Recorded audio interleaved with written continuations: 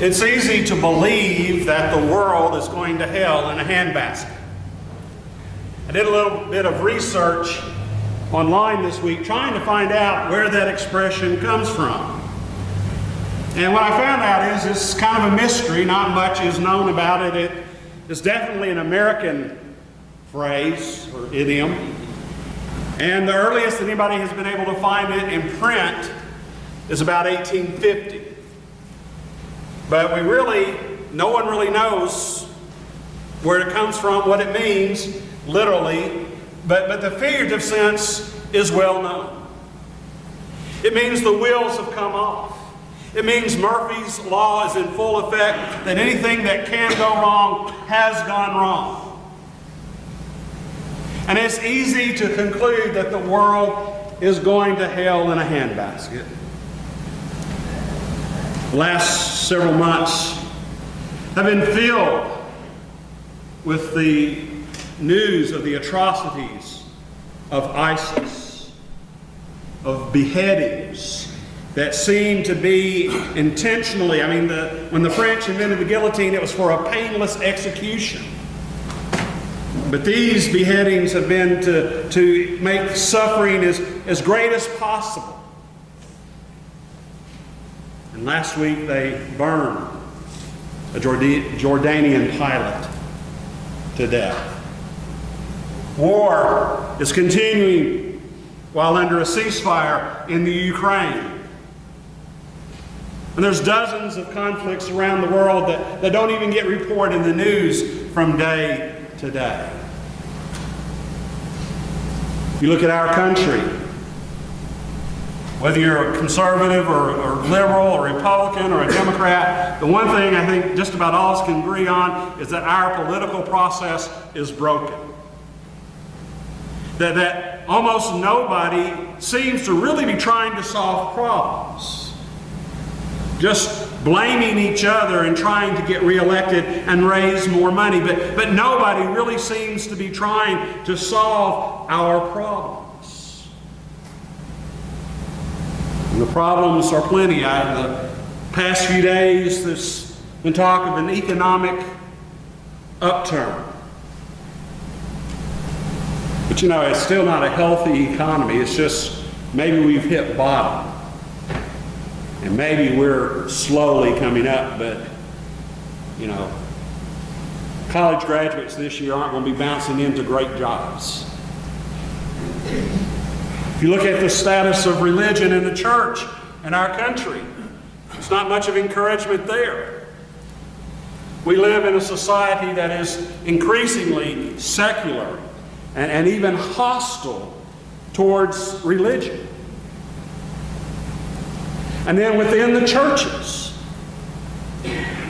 there's all too much of the division and friction that we find outside the church. Churches are in danger of splitting apart over the issue of homosexuality. And so it's easy to get discouraged. It's easy to feel like everything is falling apart. It's easy to wonder, where is God in all this mess? God seems to be AWOL, absent without leave. But we're not the first people who have felt this way. Today's scripture is from Isaiah. And it was written at a time, this passage of Isaiah was written at a time, not when people felt like that the world was going to hell in a handbasket, they felt like it had arrived. Their country had been defeated in war. The city of Jerusalem, which was not just their political capital, it was their religious capital. The temple of God, the house of God, the throne of God had been knocked to the ground. It's a pile of rubble. The city walls had been destroyed and the people had been taken into exile.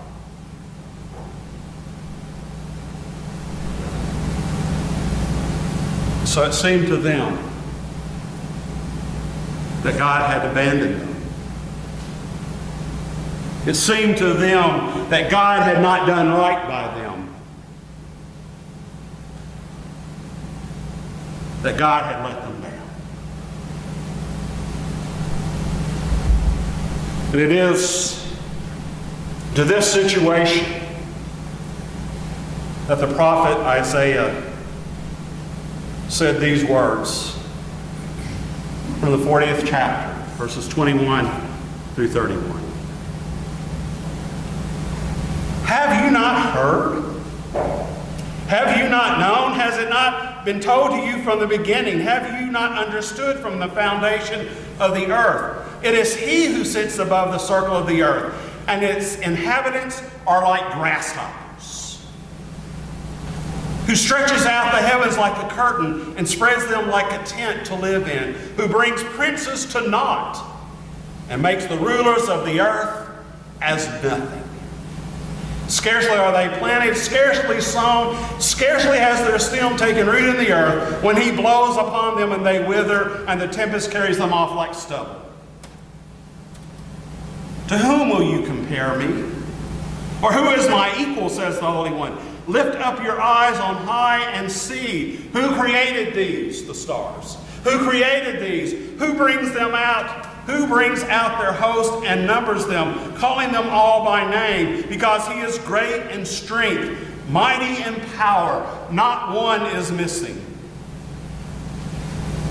Why do you say, O Jacob, and speak, O Israel, my way is hidden from the Lord, and my right is disregarded by my God? Have you not known? Have you not heard? The Lord is the everlasting God, the creator of the ends of the earth. He does not faint or grow weary. His understanding is unsearchable. He gives power to the faint and strengthens the powerless. Even youths will faint and be weary, and the young will fall exhausted. But those who wait for the Lord shall renew their strength. They shall mount up with wings like eagles. They shall run and not be weary. They shall walk and not faint.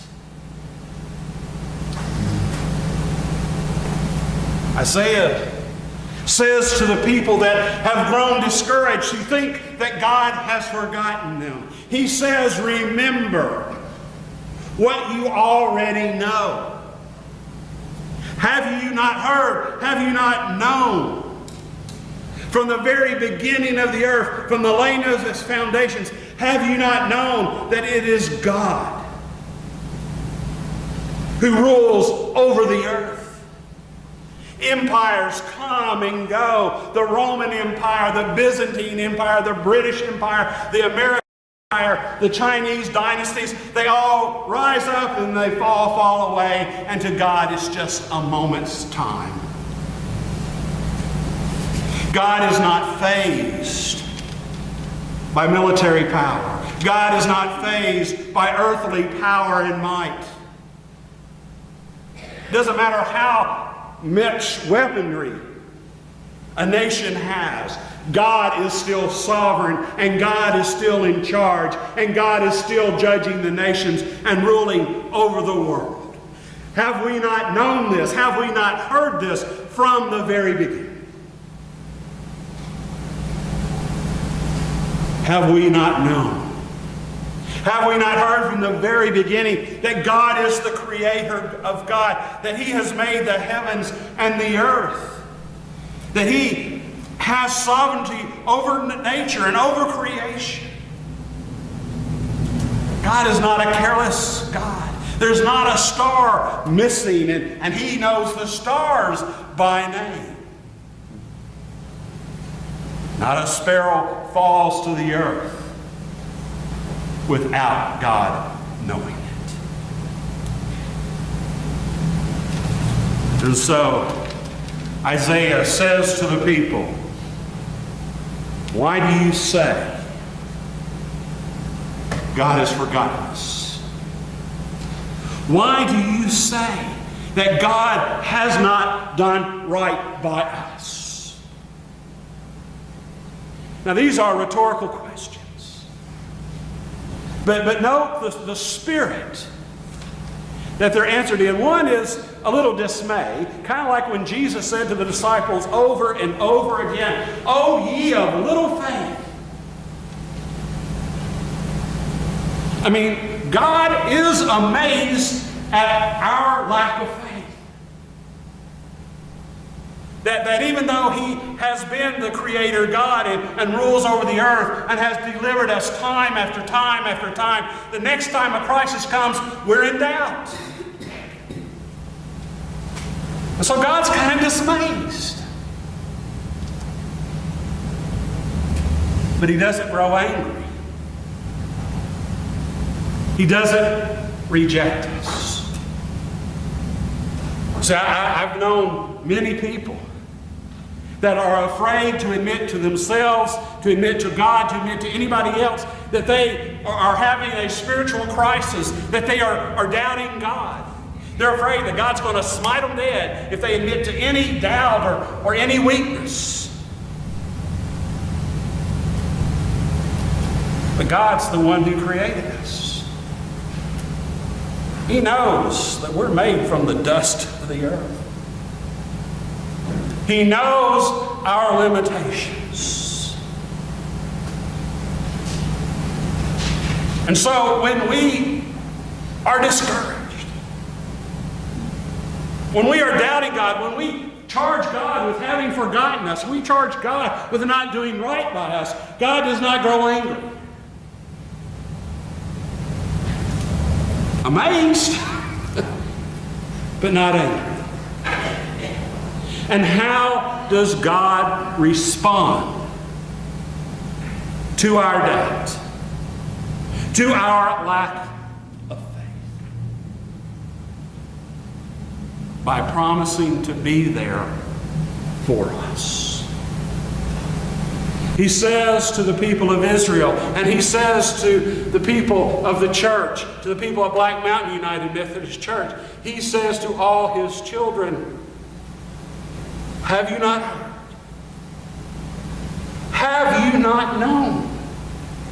That even a young, healthy athlete, if they push hard enough and they work hard enough, they'll be exhausted. We humans have limited strength. No matter how good of shape we are in, physically or spiritually or mentally, we have our limits. There comes a point where we cannot go any further. That we have gone as far as we can go under our own power. No matter what kind of shape you're in, you reach the point of exhaustion.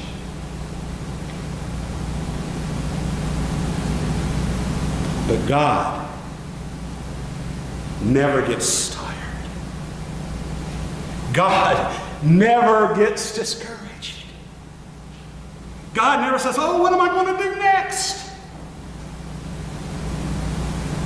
God never panics.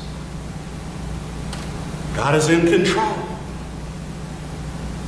Even when we have given up, and even when we are exhausted, God does not give up on us. Isaiah says that those who wait on the Lord,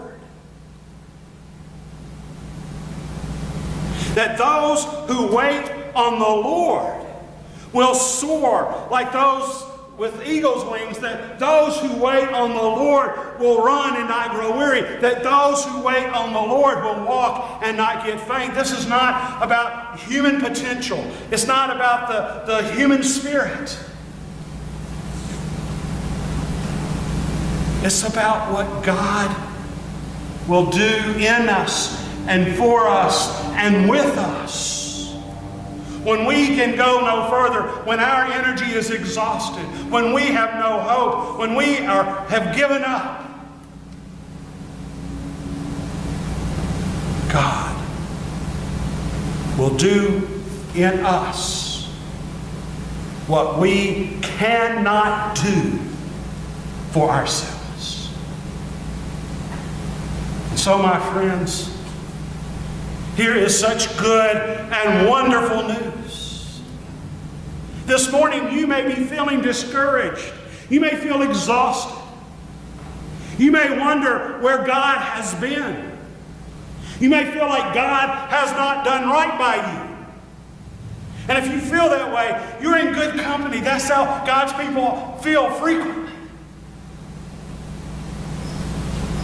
But wait on the Lord. Oh, I know it's hard to wait. I'm not a patient person. But wait on the Lord, and you will soar like an eagle. You will run and not grow weary. You will walk and not faint. Because God has put His power in you.